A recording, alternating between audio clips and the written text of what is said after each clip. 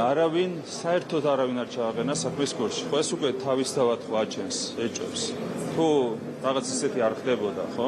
რაღაც პრობლემური თუ არ ხდებოდა, რატომ არ ჩააყენა არავინ საქმის კურსში?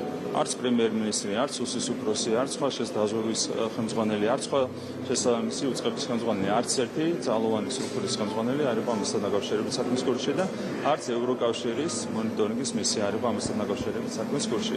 ეს ნიშნავს იმას, რომ რაღაც უცნაურს აკეთებდა, ხო? დილად რომ თქვათ, ბატონი გიორგი გახარია, ეს არის ძალიან მარტივი ლოგიკური დასკვნა, რომელიც შეიძლება გამოვიტანოთ ამ ყველაფრიდან და რეალურად ჩორჩანაში რაც მოხდა, ეს იყო იმის მინი-მოდელი, რაც მანამდე მოხდა 2008 წელს, ხო, როდესაც სააკაშვილის რეჟიმმა დაიწყო ომი და თქვენ იცით მერე რა შედეგები მოყვა ამას ჩვენი ქვეყნის. ამის მინი-მოდელი იყო ჩორჩანი, ხო?